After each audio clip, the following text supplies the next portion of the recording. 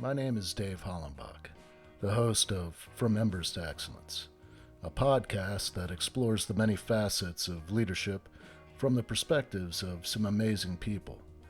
We discuss the triumphs and failures that have shaped our lives and our leadership philosophies. I've found that it isn't whether we fail that defines us, but when we do fail, how we respond.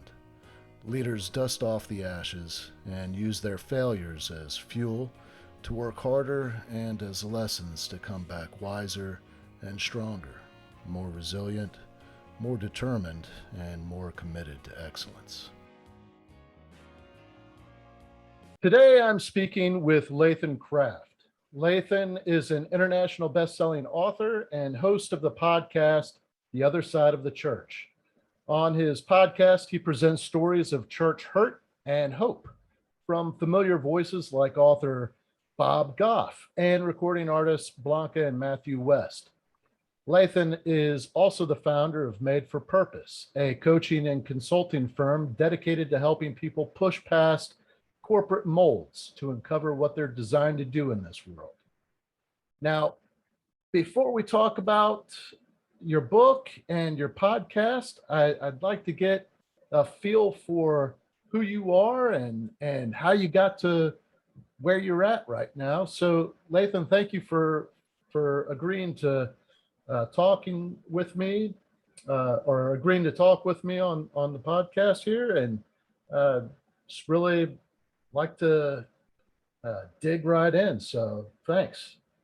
Love it, David. Thanks so much for having me on.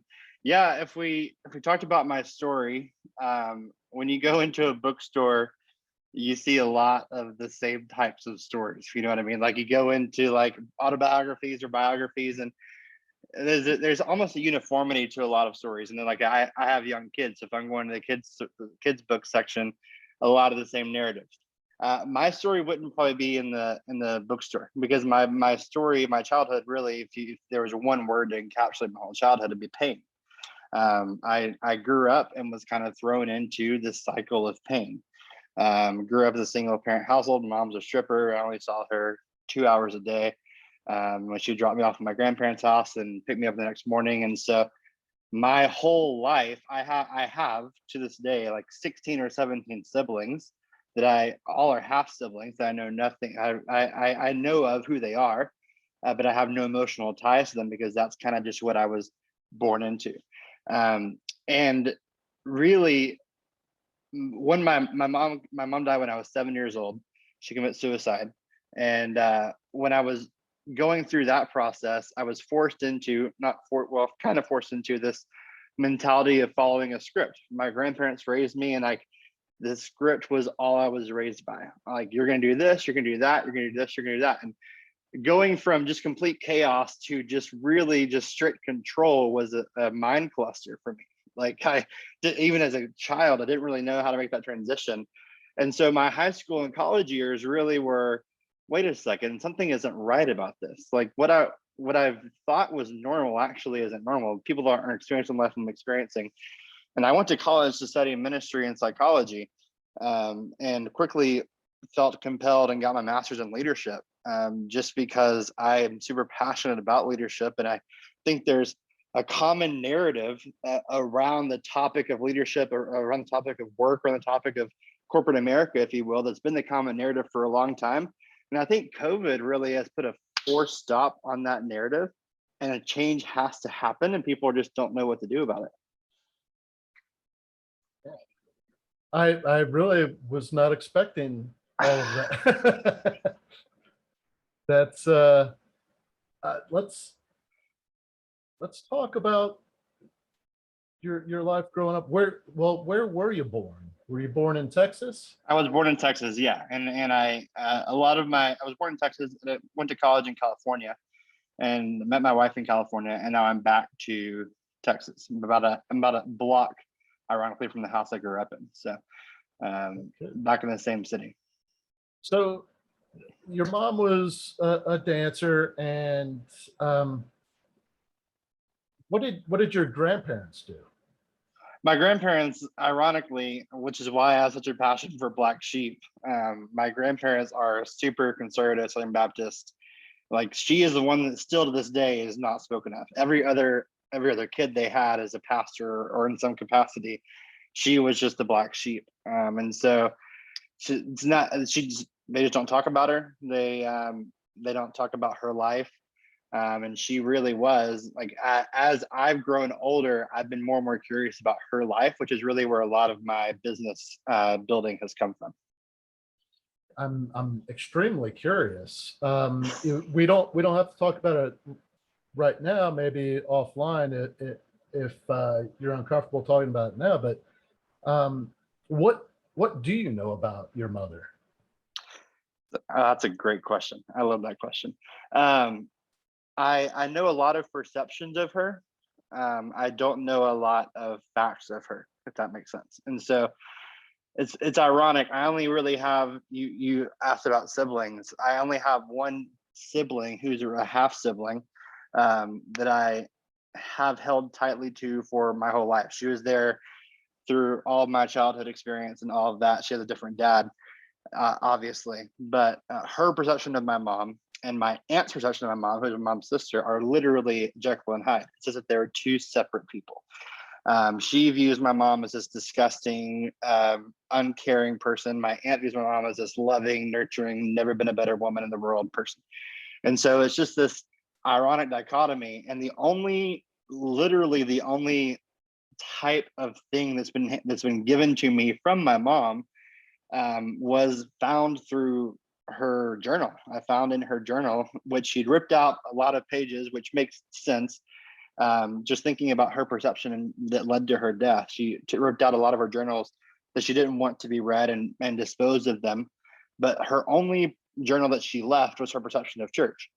And from that article, because I was a pastor for a long time, from 16 to 26, I did full-time quote unquote ministry. And I've come to realize just through a lot of my healing and a lot of my process, the only time my mom was actually accepted in church was in a casket. That's the only time she was allowed. And so from that perspective has really shaped the podcast, really shaped a lot of things that I do. Is the church as a whole, if we looked at American church, says they accept people like my mom, but actually they don't. They accept her when she's in a casket. And so, and then they give a narrative of her life that really confused me, the 7-year-old kid. Like, first time I heard the name Jesus was at my mom's funeral. And so like, I had no idea who this Jesus was.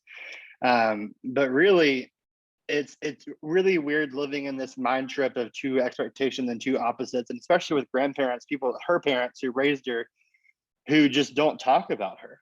And it's also weird because another interesting fact about my life is my wife and my moms commit suicide same year of our lives.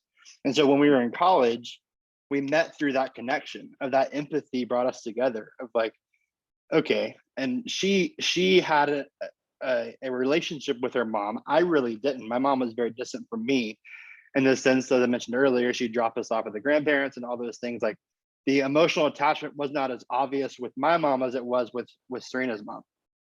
And so she has baggage there that she's worked through. I'm just super curious, even as you are, of like, what was she like? What did she do? Why did she go to dancing? What was her narrative? Obviously she was a black sheep, and that's why a lot of my businesses have started with the black sheep mentality, because what if the black sheep had a story of gold? As a 7-year-old boy, well, where in Texas did you grow up? Tyler. It's about an hour from Dallas. Is that south or? It's east of Dallas, East Texas. All right. Yeah. So at 7 years old, growing up in East Texas, you're introduced to the church, and then you move in with your grandparents. Did any of your other siblings move into your grandparents' house with you? No, so Joyce, who is my only, this is how crazy my family is, David. So I was in the hospital 3 months ago with brain surgery. When I was in the hospital, I got a Facebook message from my sister that 5 of my sisters had died from COVID. And so like, it's just like a flippant, like, hey, by the way, so and so, they all died of COVID. And it's like that was just a relationship that is so commonplace for them. It's just this like flippant, like no emotional attachment, no feeling, no anything. And so all that to say, my sister, my half sister that I've clung tightly to, was there the morning my mom committed suicide. She saw her. I was the one that told her everything. And then her biological dad, the day that happened, took her and raised her in the same city, but very much far away from where my grandparents' house was. How many siblings did you say you have? 15 or 16. That's still up up for debate. Uh, so 15 or 16, and where were you one of the last children born? Are you one of the youngest? I am the youngest, yeah. And from my mom and dad's side, my biological dad, and obviously all like that'd be a TLC show, right? Like if there was 15 or 16 of the same from the same mom. But that's from my mom and my dad. I was the only one conceived from my mom and my dad. But my dad died 10 months when I was 7 months old from a drug overdose. And so I never knew him, but he had 8 or 9 kids of his own. My mom had the same number of kids of her own. But I am the youngest, and I am the last from both. Your grandparents, they're the ones that raised you. What did your grandfather do for a living, and what did your grandmother do? Grandmother was a stay-at-home grandma. She was very, very, very compassionate, very caring. Grandpa was in military for a long time, and then he went to the electrical engineering route and did that up until I went into high school, and then he retired. So he was always working, and not he is the not the unfeeler, if you will. I think that's a word. He's the one that doesn't really show emotion, calloused, hard, attributes all that ironically to the military, which I can understand, but also just there's all these other things that are there. I think there's some regret from my mom, honestly, and my grandma is very much a stay-at-home, in the fields kind of person. What branch was your grandfather in? He was in the Army. Yeah. Army? Do you know where he served? I know that he was in Vietnam. I know that was that's his kind of like his title, if you will. Like that's the thing that he carries on a lot of conversations with. But I'm not familiar with a lot of bases. I know he was in Virginia a lot. They lived in Virginia before they moved to Texas. But once he got to Texas, he was retired from military work. So he didn't have any forts here. But I think a lot of the bases that he was in were in Virginia. You said that you had your own ministry from age 16 to 26. Yeah. Can you tell me a little bit about that? Yeah. So I'm just super passionate about stories, honestly. And so when I was 16, was kind of thrown into youth ministry. I was a student pastor, I was a teaching pastor at a church.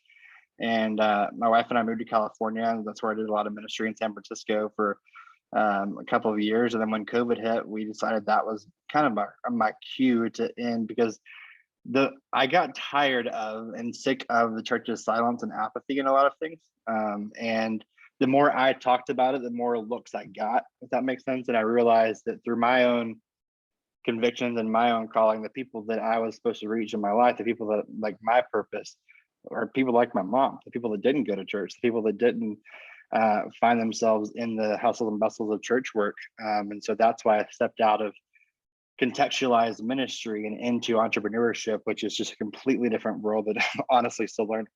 If you don't mind me asking, what college did you go to? I went to a private university, Biola University in Los Angeles, California. All right. And you said that's where you met your wife. Mm-hmm. Where is she originally from? She's originally from Fresno. And so her story is very similar to mine. She doesn't have as many siblings, but all of our sisters were strippers, are not anymore. She was the one that wasn't. And her dad was in prison up until he was in prison for drug use. And then he got out about 1.5 years, 2 years ago. And he now lives in Texas, about an hour from us. And he's the only living grandparent that our kids have. So he's he's in and out of our house and our lives, and hangs out with our kids and what have you. You're an international best-selling author. What are the titles of your books or book?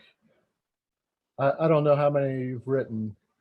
Well, yeah. So I've only written one that's been published. I have several that have not been published yet, but the one that I wrote is called The Leper in the Church, which basically is really my heart for the church. When I was a pastor, I struggled deep with depression. My wife and I lost our first kid.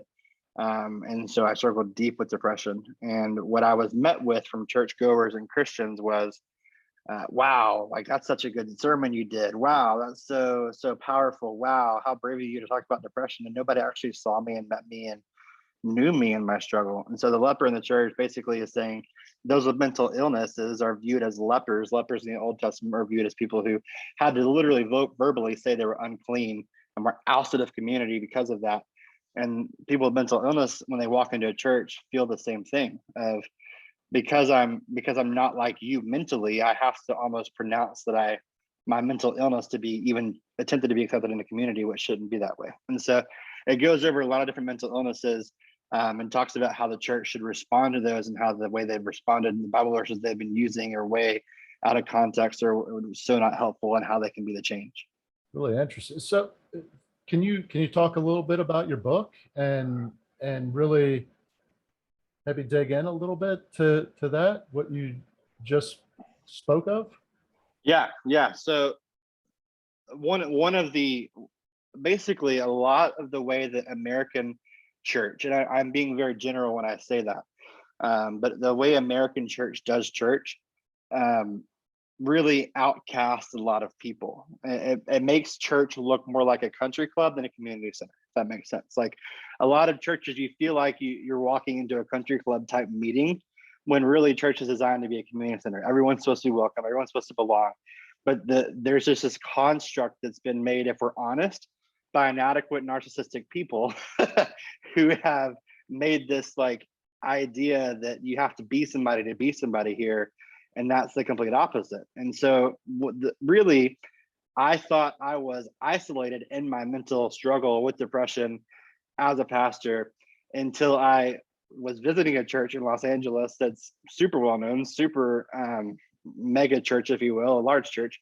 And they had that, which I thought was a Baptist thing for a while, but they had the greeting time where you shake hands and you hug necks and you act like everything's good with your life. And this lady who I didn't know next to me literally shriveled into a ball and said, I have social anxiety disorder. I can't do this.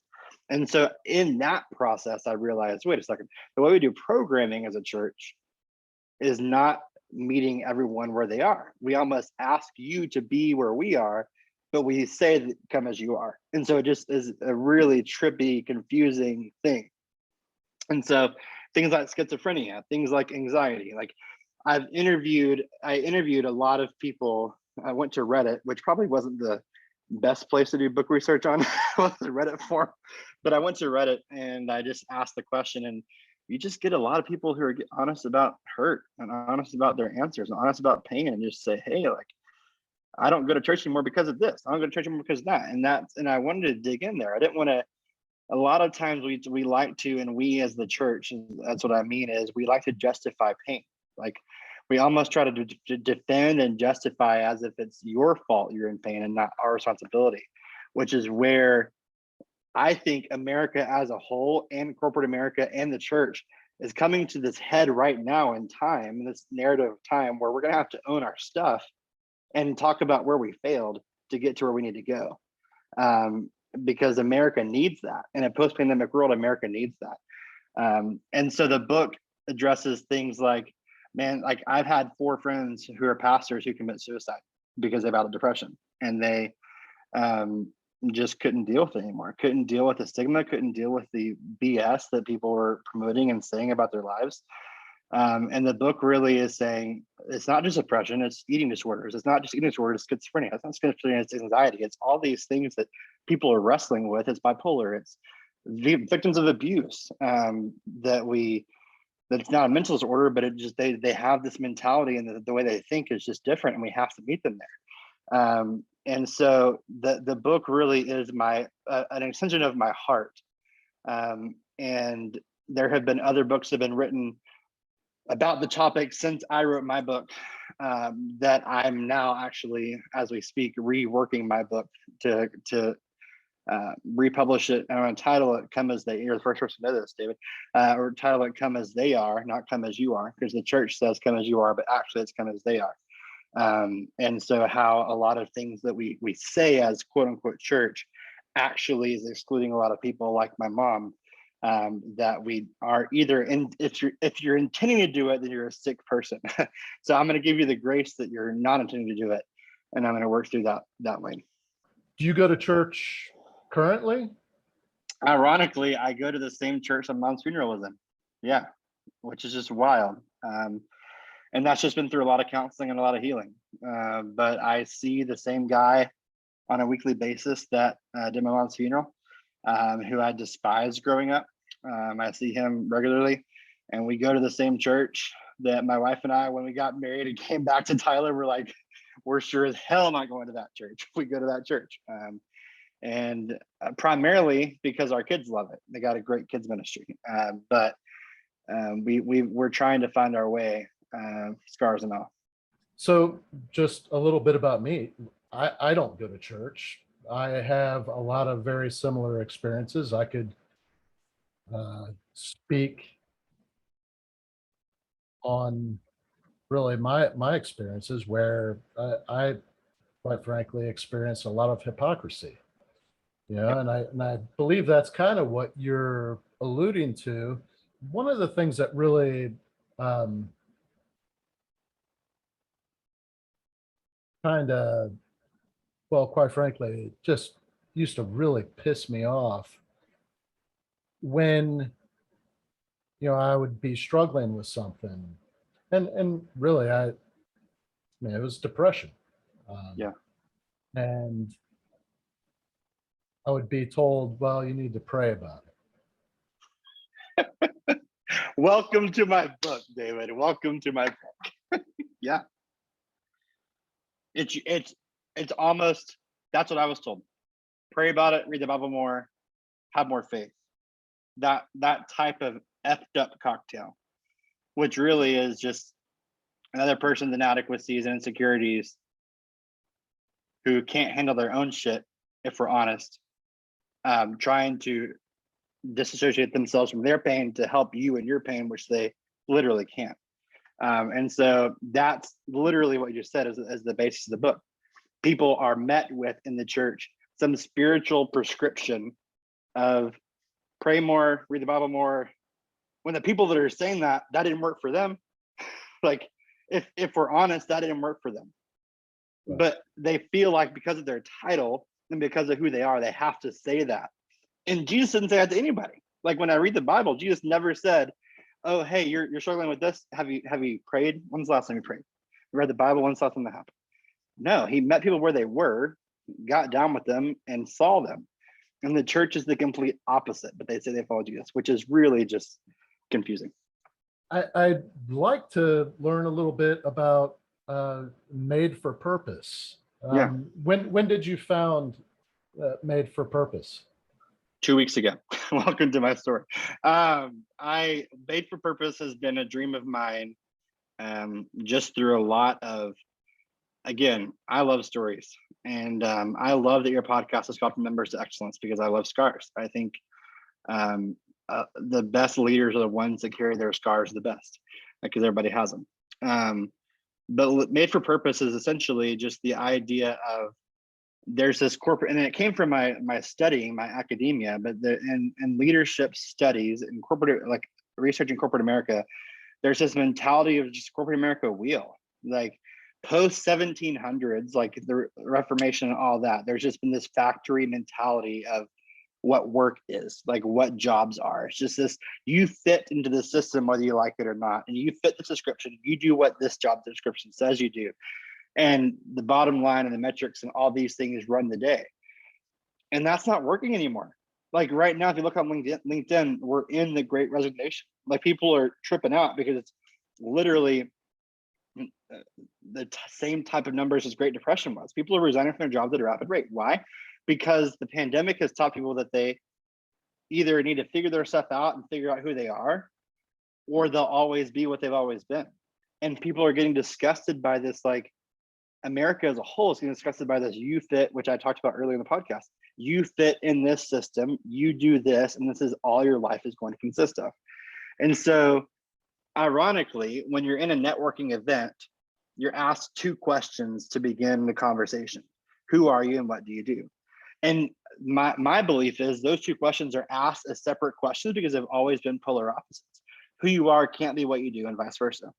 Because you who you are and the job that you do, you almost lose who you are in the process.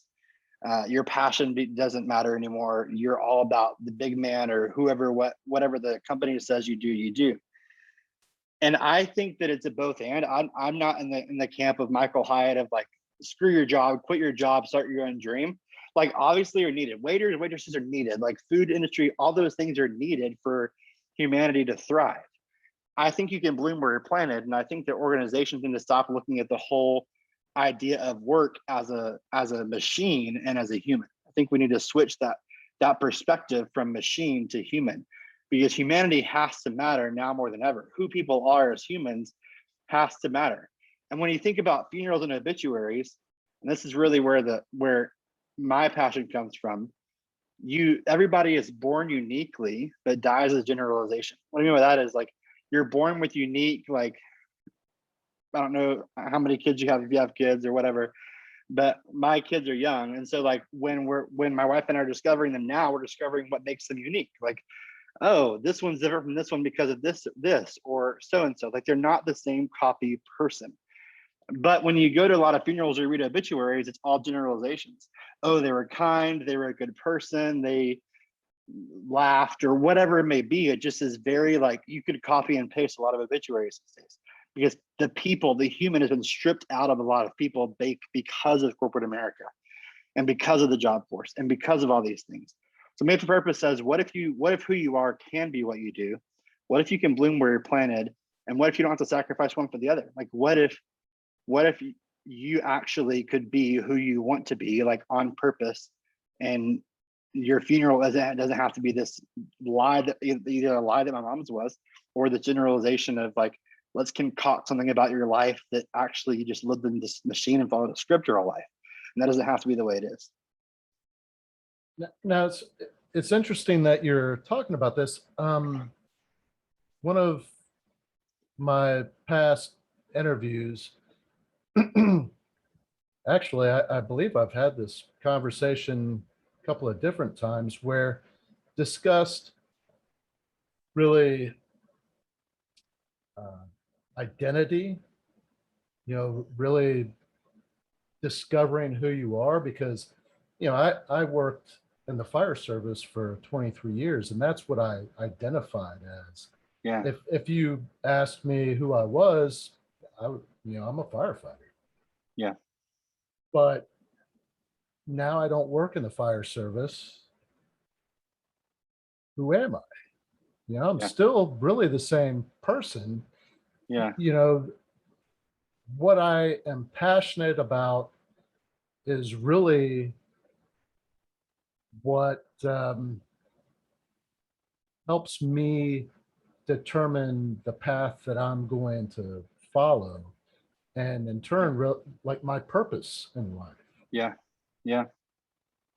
And it just so happens that I have been afforded I had 23 years in the fire service. I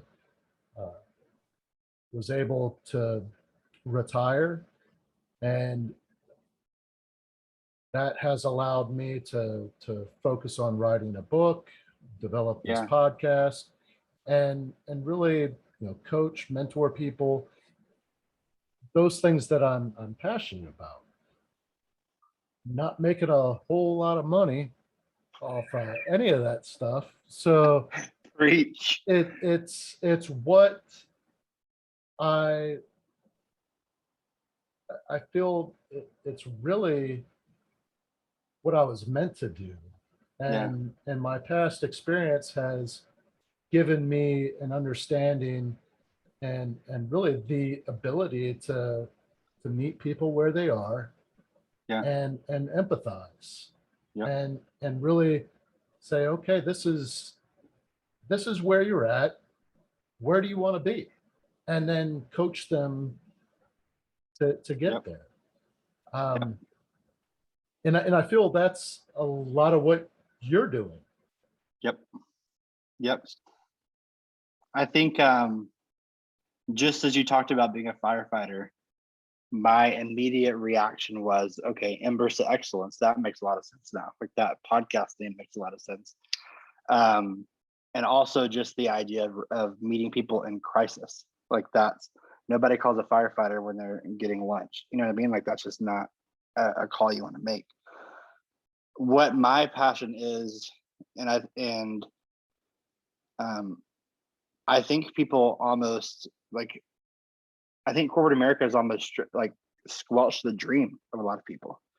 Like you know where you want to be, you know who you are, and that didn't change in firefighter. You're David. Like that didn't change through a job title. That stayed the same. You love meeting people in crisis.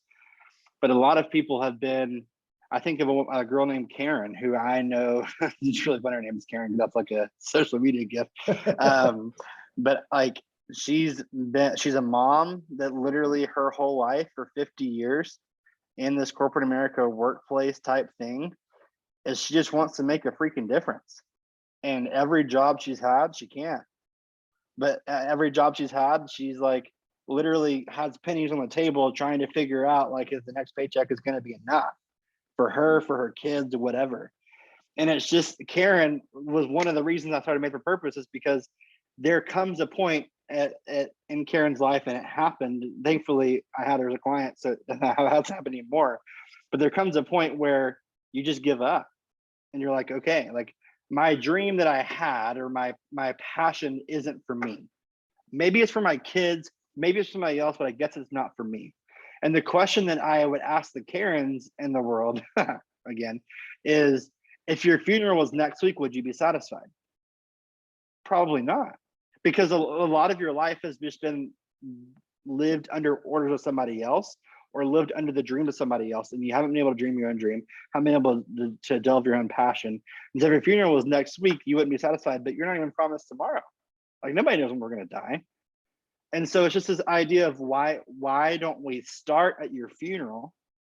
Why don't we start where your obituary is read and work our way there? What do you want said? Like write your own obituary. What do you want said about you? Let's work our way there. Because maybe you don't know what you want to be, because corporate America has told you, even has told you you're not good enough for what you're doing right now. Like you're inadequate at your job right now, or for your work is poor performance, and that's all due to people not putting people in the right places on the right bus. But my passion is, I'm so tired of people dying long after their dream died. I'm curious, was there an event or something that really just said, you alluded to it earlier, but when you decided to leave ministry, was there something specific? And then when you left ministry, because I'm sure that for 10 years, that was your purpose. That Yep. was what you were passionate about, and that is how you identified as a person. You were a minister. Yep. You led your church, Yep. and when you left there, I'm curious what your mindset was, and did you have that identity crisis? Because when I left the fire service, I like went into a really deep depression, because I'm like, who the fuck am I? You know, like Yep. Yep. this is shit. I never thought I'd be here. Yep. Welcome to my counseling sessions. Yeah, like that's literally last week my counselor said, I feel like you're in an identity crisis right now. And I was like, you're probably right. What's really funny is, it's not funny, it's just kind of sickening, honestly, is The reason I left ministry is because I knew the people that God was calling me to reach aren't going to church. Like, they're not. And everybody that doesn't go to church. And there's a spiritual aspect to that too, which I'll talk about in a second, which you've probably never been told. And again, isn't told in church. It was just really funny. But I realized that a lot of people that don't go to church have similar stories like yours, like mine, for so long. There's an event or events that happened to where you tried and tried and tried to give grace and to like say, okay, maybe it's just one experience. And then finally, the culmination and the cluster F of all of that, you're like, screw it, I'm done. And it's just it's literally the same narrative of people just like, and it's funny because you and I can sit here and talk as who we are, finding who we are, but so many damn people leave the church and find their identity in some other, like literally the opposite end of what they had in church. Like, and I'm not saying that like LGBTQ, I'm not saying that all of that is based on church hurt, but the amount, if you look at the numbers, the amount of people that leave the faith and go to LGBTQ is staggering. And it's simply because humans just want to fucking belong. Like, that's literally all humans want to do. At the end of the day, the goal of humanity is for everyone to belong. And churches have made themselves places of belonging, which is, I'm a believer that belonging is a process. Belonging isn't a like, hey, come in and belong. I think it's a process that people don't want to pay the price for. But because we use the same language, that safety and security that they're looking for, the hurt there makes them tied to a community that promotes just full acceptance. You know what I mean? So it's just like the opposite end of the spectrum, and it's just wild to hear narratives of that. So why did I leave ministry? I had a conversation with a shepherd, which is, it's literally what happened. There's a story in Luke 15 about, it's a parable that Jesus says about the lost sheep, and it's very common, very, very announced in scriptures. Basically, a Middle Eastern shepherd in the story had a flock of 100 sheep, one left, and Jesus talks about how the shepherd, being him, leaves the 99 and finds the one and brings it back to the flock. And that's like all over worship music right now. It's all over everything. Like, pastors are talking about this leaving the 99 to find the one, like that being Christianity. But when I talked to this shepherd, because I was like, a lot of time we like to read scripture through white privileged eyes, which is just really funny because it's a Middle Eastern book, but whatever. This shepherd said, you know, the only reason a sheep would leave its flock is if it's wounded. Like, the only reason a sheep would leave a flock, a healthy flock, is if it's hurt. And it would leave so as to not make the rest of the flock at risk of being hurt. It decides as a sheep, my hurt is not welcome here. Therefore, I'm going to leave so as not to put my shit on all the rest of the sheep. And it's literally textbook, David. Like, it's like literally everyone's lives. And the church has made this like worship songs and all this, like, oh, how cool God is. Yeah, but what about the damn sheep? Like, what about the one that left?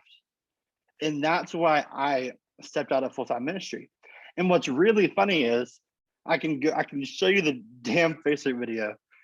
Everybody, because ever since I was 16, I was a pastor, so everybody knows me as a pastor. And I went Facebook Live like 3 weeks ago to introduce Made for Purpose in my first business. And I said, hey, a lot of you know me as pastor and not entrepreneur, but I want you to stop viewing me as a pastor. Like, I'm no longer a pastor, I'm now a full-time entrepreneur. The amount of respect that I was given diminished drastically. Like, the people that saw me as a pastor and saw that title, there's just this unconscious, inherent, like, oh, you know, this shit. But now that I'm an entrepreneur, it's like, he's wayward, he doesn't know what's going on. And literally, like, the people that were under my leadership, that like I took through the same curriculum with Made for Purpose that I now have, that I am helping other people with, that same curriculum, literally as a business, I'm inviting the people that were on my team to take, and they're like, oh, we're good. Like, we're good now. Like, you taught us enough. Like, and I'm like, you're not good. You work at a fucking water store. Like, congratulations. You're not who you are. But it's just this process of like, people, because I had the title, and that's where a lot of the narcissistic people come in, is because I had the title, people think I have wisdom. which actually should be flipped on its head. Like the wisdom should come first, and then the title should come. I'm getting fired up. I love this conversation. But back to the shepherd. It was a legit shepherd. Legit, yeah, legit. And what's really this is humorous too. Legit Middle Eastern shepherd brought to our church, textbook, was told to preach something that a shepherd does not preach. Like his identity as a shepherd was not taken into consideration when he preached for our church. He talked about love your neighbor as yourself, which is like anybody can preach that. But the fact that he had so much wisdom as a shepherd did not matter in white American culture, because a lot of people aren't shepherds, and so they thought, oh well, people can't relate to him as a shepherd. But the way that he viewed scripture is just a completely different thing. And it's just really funny that that part wasn't used. He was just prostituted for his title and said, hey, like, you come in here and speak, but don't talk about what sheep do, because like we'll handle that as white Americans. Thanks.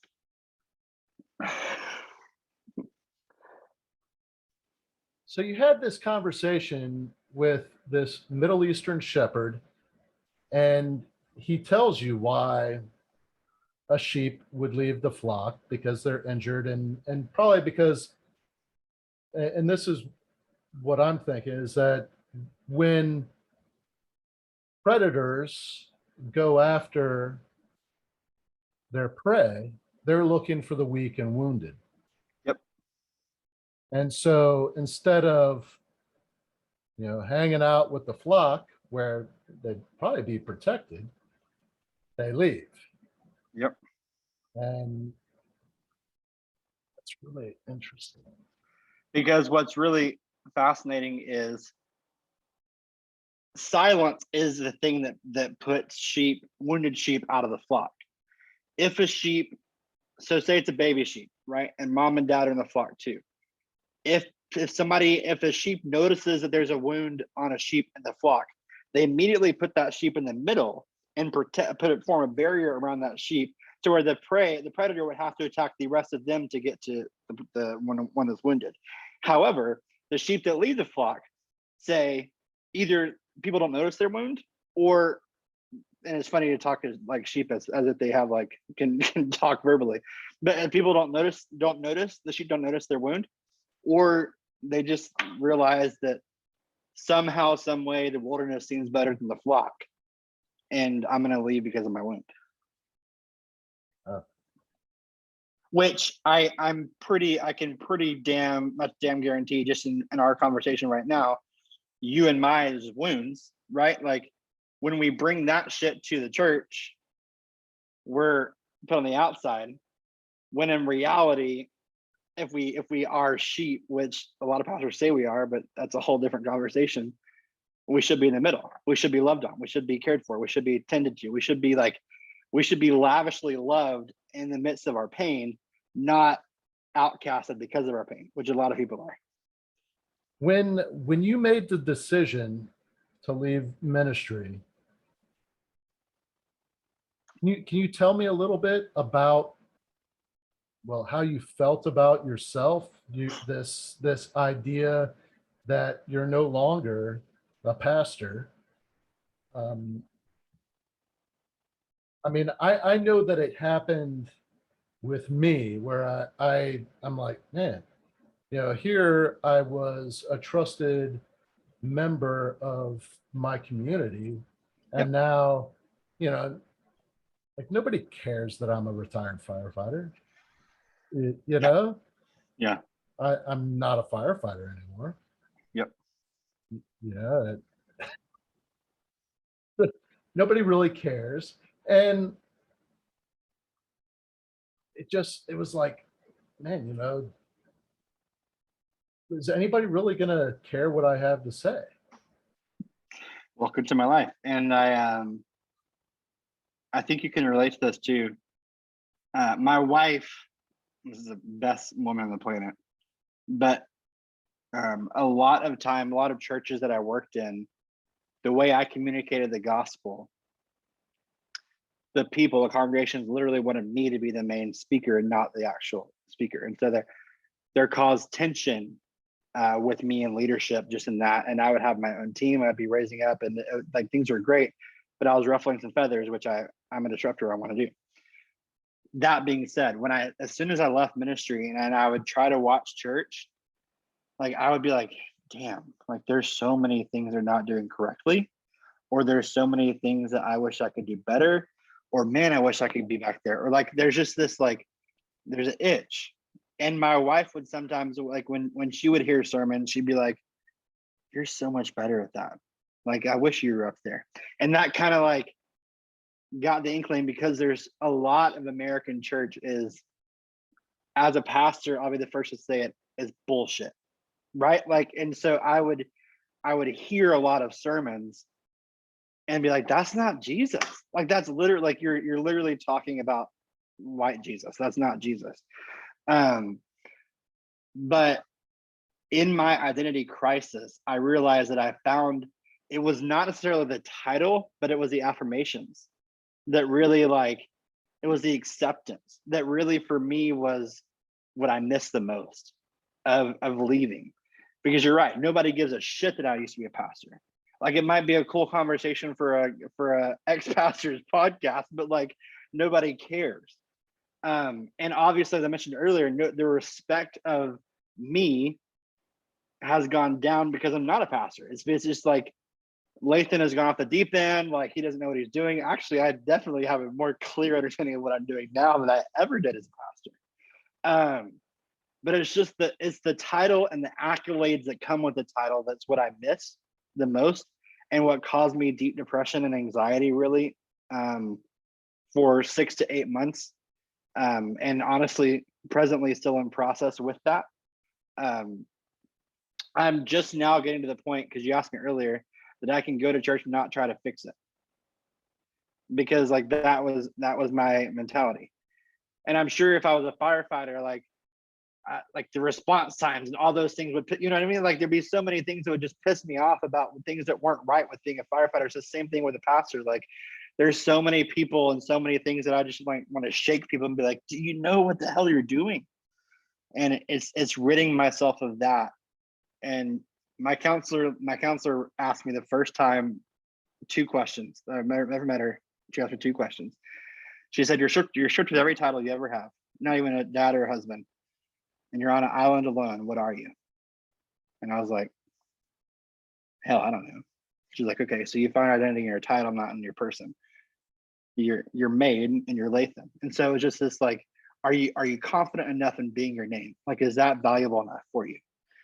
And then the second question she asked me, which honestly, just as yesterday I had counseling, and I told her, like, for the first time I can confidently say I can answer your question with a yes. She said, are you okay with not belonging? Like, are you okay being the person to sacrifice belonging so that people can belong? Like, are you okay with that? And for the longest time I said no, but now I say yes, because I'm confident and damn, the process sucks, David. Like I'm still in it, like it sucks, but I'm confident in who I am now. And I know that despite what my own people, like the people that literally gave me money and all those things as a pastor, and now like silence, despite what they say, I know I'm confident enough in who I am. In reading a little bit about you, there's one of the things that I think is part of your purpose in the made for purpose. Would you call it an organization, foundation? Organization, coaching, consulting, yeah, whatever you want to call it. One of the things that you do is you offer people hope. Yeah. And so that's one of those things where when I'm coaching somebody, I'm sort of doing the same thing, kind of guiding them like, look, you got this. Yeah. Have faith in yourself. Just take it one step at a time. You might fall on your face, but that's an opportunity to learn from that and you won't fall on the same side of your face next time, you know. Yeah. Even it out next time. Yeah. But one of the things that I struggle with, and and I can tell by just talking to you this short period of time that you're much like me, where when you're not feeling very hopeful, how do you snap out of it? You know, so that you can help somebody else.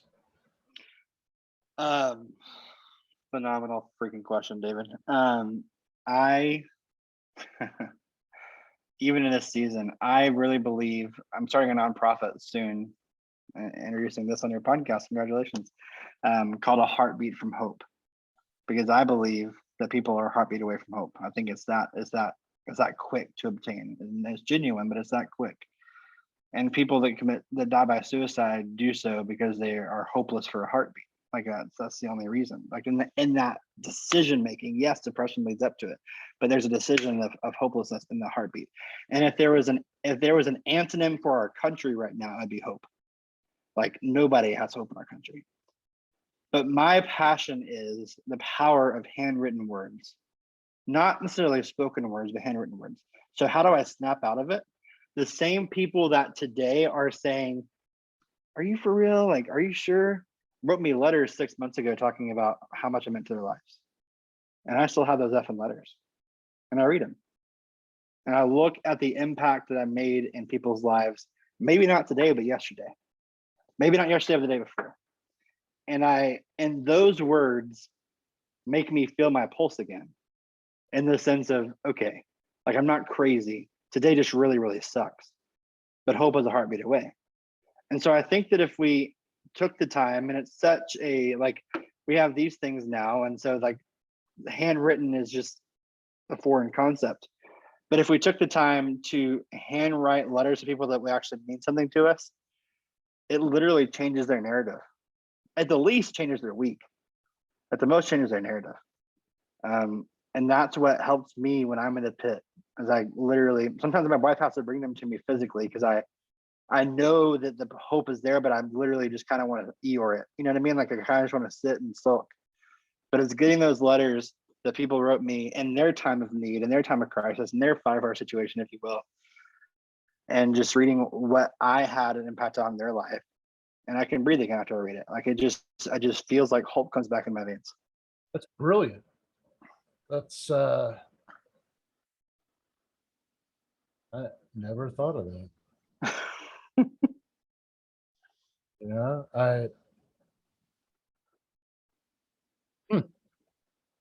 that Let's here's a sidebar conversation. For my season 1 pod, this is going to get to the same point.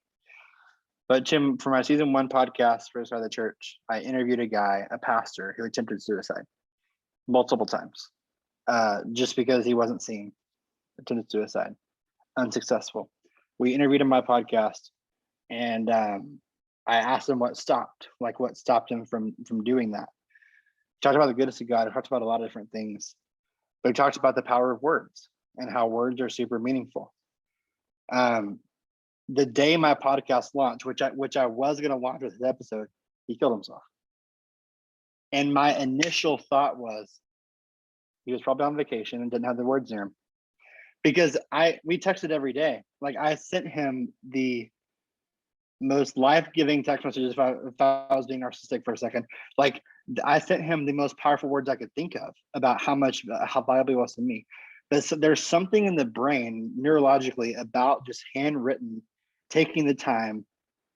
And he was on vacation, he was away from his family, and when he did it, but it was just this like, only if he freaking knew. You know what I mean? Like, if only I knew, if only you knew, if only he knew how freaking valuable he was to the grand story of humanity, he wouldn't have done it. But because the hopeless heartbeat, he's no longer on this side of eternity for us. And so that has been, even when I'm on vacation, now my wife writes letters for me when I'm on vacation. but there's just something about this. And I think honestly it'll change schools, David. Like if students started writing letters to each other, bullying would go down, teen suicide would go down, so many things would go down. We just have forgotten the lost art of handwritten letters. And that's what's most life-giving to me. And especially in this season when I'm honestly would say I'm still battling depression. I'm still in this season of like trying to figure out who the hell I am, but also saying and believing for the most part that I'm confident in who I am. It's going to take me a second, but I've got something I want to share with you.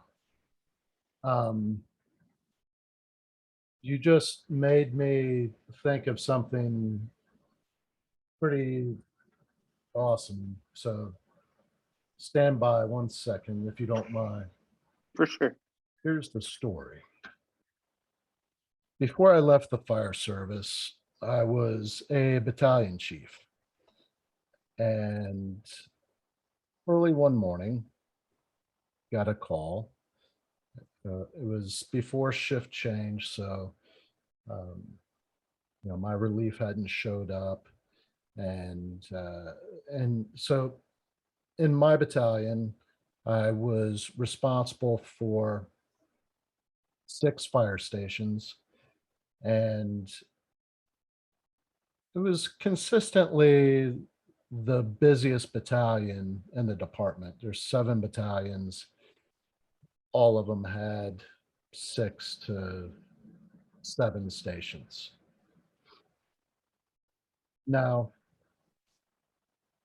the area that I worked, there was some low income, mostly middle class. There was an area that was known to be pretty rough. This particular apartment complex was not really a bad apartment complex. There wasn't a whole lot of crime there as far as I could tell. I mean, I had a couple of fires there. I mean, there was the normal domestic violence things throughout the years. But on this particular morning, it was a murder suicide. And the protocol now in the department that I left, there are some pretty rough areas, and with the prevalence of active shooter incidents, we were all issued ballistic vests and ballistic helmets. And I can tell you that I've had to wear that stuff on more than one occasion. Now, this particular morning, I'm responding to the call came in as a potentially violent situation. And as I was responding, dispatch was updating the information that we all had. I was responding with an engine company and their rescue. So like an ambulance. And the difference between an ambulance and a rescue is a rescue can do all the same things that an ambulance does. It's advanced life support. There's paramedics on it. But they staff it with firefighters. So that is a force multiplier. When a rescue shows up on a fire, you have firefighters that can go in, they have their air packs, all that stuff. So the engine and their rescue, they arrive on scene, and dispatch is telling us that we need to stage until the sheriff's office has the scene secure. When I arrived shortly after the engine and the rescue pulled up in front of the apartment complex. I pulled in front of the engine, got out, put my ballistic vest on, could see that there was a lot of law enforcement. There's a huge law enforcement presence in the apartment complex. And at this point, I knew that the person that called 911 was uh, a young woman that had basically, she said that she had been shot. She said that he just came in and shot my mom and shot me. Hmm. So I went ahead and pulled into the apartment complex. And when I pulled in, there was a deputy that was waving me to, uh, waving me towards them. So I just got out of the truck, started walking over, and he was like, started waving frantically towards the apartment building where the shooting occurred. So I'm heading that way, and there's deputies going here and there. They've got their AR-15s, shotguns. There's stuff going on. So in my mind, I'm like, man, is the shooter still in the area? Well, as I'm approaching the building, I see uh, a body on the pavement, and there's a firearm next to that person, and that individual had taken their own life.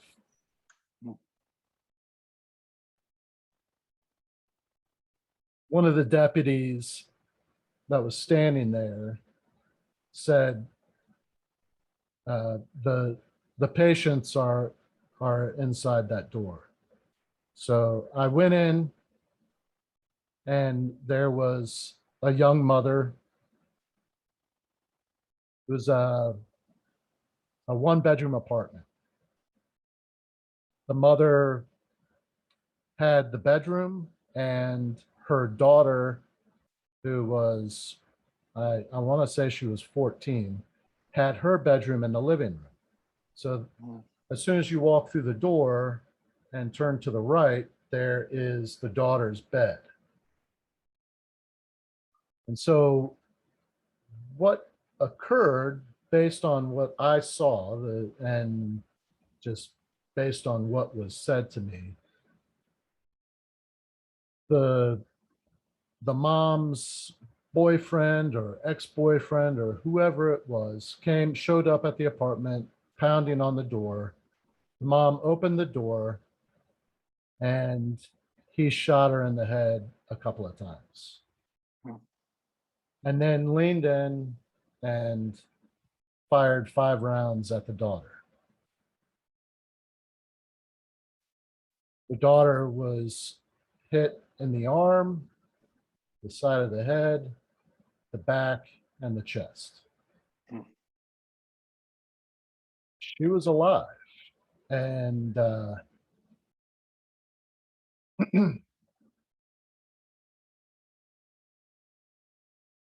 I checked the mother's pulse.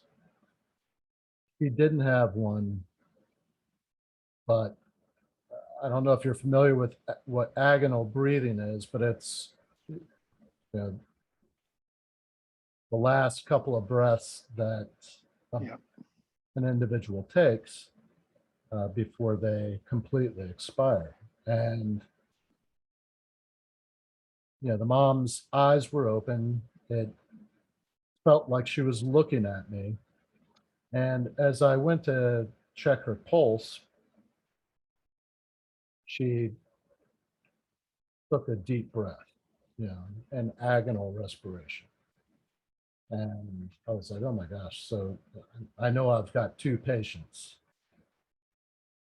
So I called for another rescue truck. They got there rather quickly.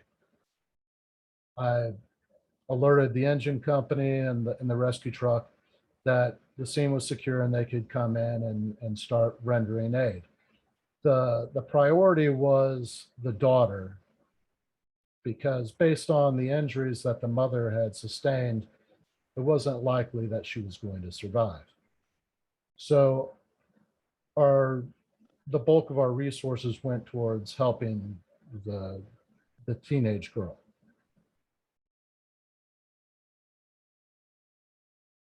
when me and a couple of other guys, we moved the mother into the living room where we could have more room to work. And when the daughter was taken out the back of the apartment,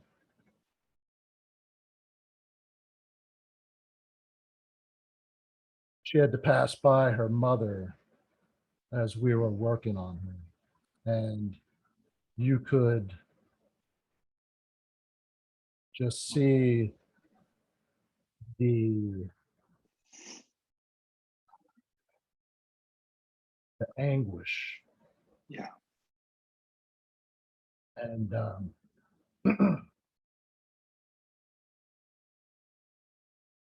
she was transported to the hospital, to the emergency room. The mother was transported as well, but she did not survive because of her injuries. We did work her because even though she didn't have a pulse, when we put the monitor on her, she had electrical activity, showing a rhythm. And so based on the protocols, we did work her. The, you know, the trauma surgeons couldn't save her life. It just wasn't going to happen. Hmm. Well, the following shift,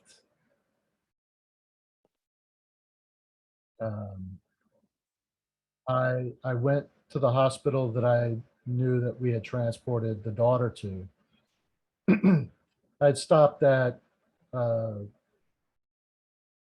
well, on my days off, I, I worked 24 hours and then I had 48 hours off. So during the 48 hours off that I had, I went to the store and I went to supply. I got a sweatshirt that I thought would fit the girl, an orange, well, a fire department sweatshirt uh, that I thought would fit her. Because, I know it can get cold in the hospital. And I bought a stuffed animal, like a dog, a stuffed dog, like a puppy kind of thing. And I wrote her a letter. Hmm.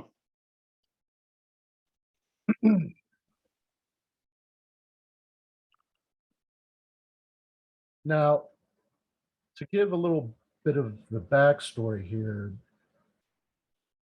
this young woman was born in Puerto Rico. Her mom was from Florida, but had moved to Puerto Rico after she had gotten married and started a family there. The mom and dad got divorced. The father agreed that their daughter would have more educational opportunities if the mom moved her back stateside to Florida. So the father wasn't around. He still kept in touch and still had contact and all that. Well, after this incident occurred, he flew in from Puerto Rico to be with his daughter. And after she had been patched up and given the okay to leave the hospital, one of the first things that she said, she had told her father that she wanted to visit the firefighters. Hmm.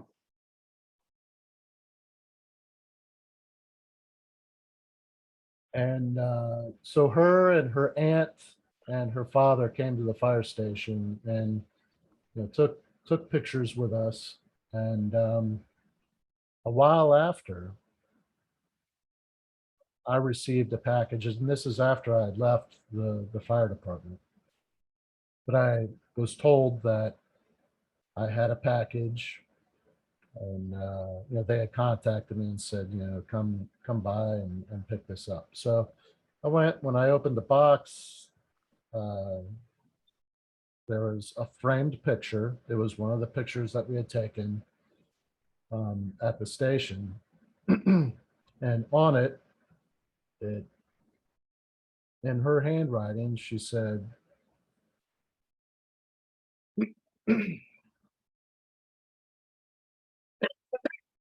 on the back of the picture, it said, "To my heroes, with love," and her name. Actually, no, I'm sorry. It wasn't on the back of the photo. It was she used a marker and wrote on the glass of the frame.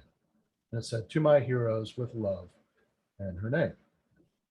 And I want to share the letter that I wrote and gave to her.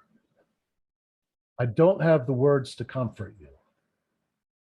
I only wanted to tell you that a group of men you met Saturday morning are thinking of you. We are now connected regardless of what the future holds for any of us. We are connected whether we ever speak to one another or see one another again. We have seen things that can't be explained and can't be forgotten. The group of men you met are good men and have been thinking about you constantly. The words I'm going to close with are words I've used to guide myself through many difficult events. I'm only sharing them with you because it is possible you may find value in them as I did. It is when we are faced with events that are out of our control that wisdom can either be our savior or it can be ignored. It is a universal truth that any significant event can be used to fuel great ambition and drive to do great things. Every individual has choices to make. We can choose to find strength and determination we didn't know we had and shape our future into what we know we deserve, or we can sit passively and let the events that intersect with our lives chisel away at who we want to be. I am one of the men who met you Saturday morning. I'm going to leave my contact information for you. You may choose to never contact me, but if you do, I think it would be very nice to talk with you. And then I signed my name. And I'd like to think that that is part of the reason why she came to the station and part of the reason why she sent the picture and has remained in contact. And it's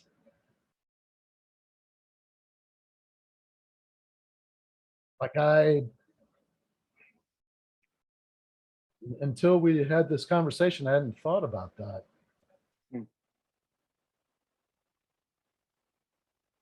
But like what I told her is really something that I should be telling myself every once in a while, you know? Mm. Yeah. But yeah, I wanted to share that with you because that is, and you asked me earlier, or you alluded to wondering whether or not I had children, and I have one daughter, and it's interesting because when I walked into that apartment and I looked at the bed where she was laying, and there was a female deputy that was on the bed and was holding pressure on her wounds. Hmm.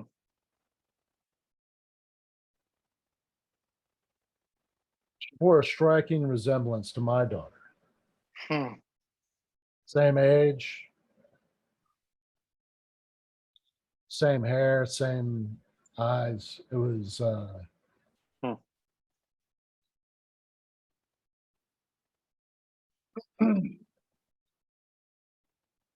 so sometimes, we don't ever and I know this is a fact because I know that I have touched people's lives throughout my career and never heard from them. Yeah.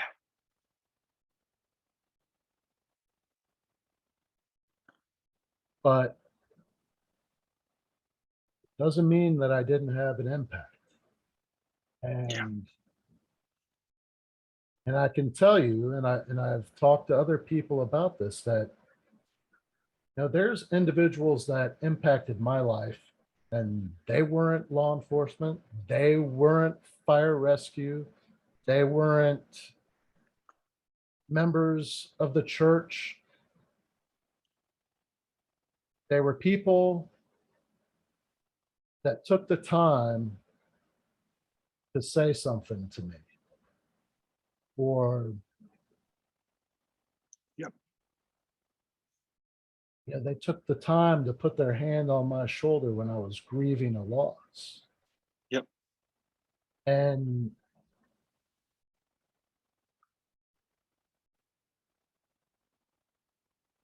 there are times in the past when I was in a really dark place. Yeah. And considered Yeah. taking my own life.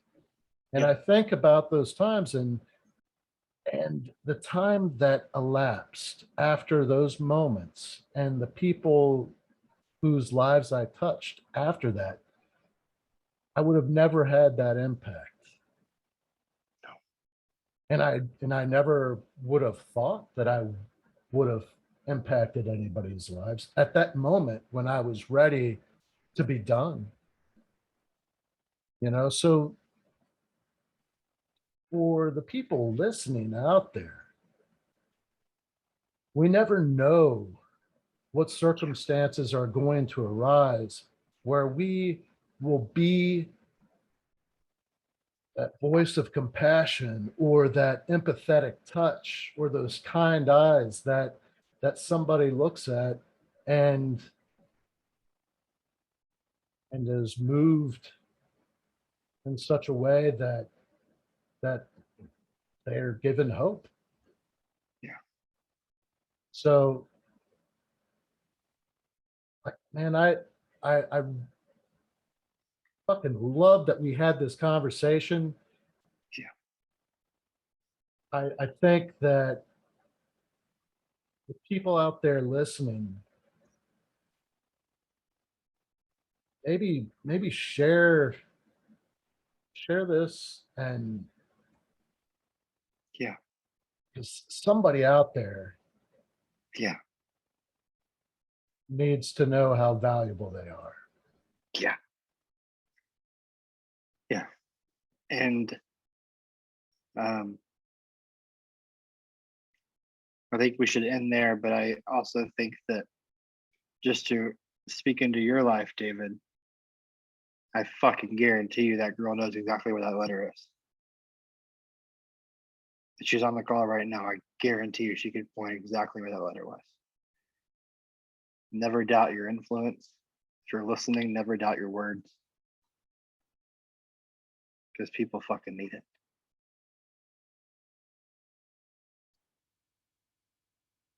Thank you so much for coming on. I feel like this is one of the more powerful episodes that um, Yeah, this is good. uh, man, thank you so much. I would love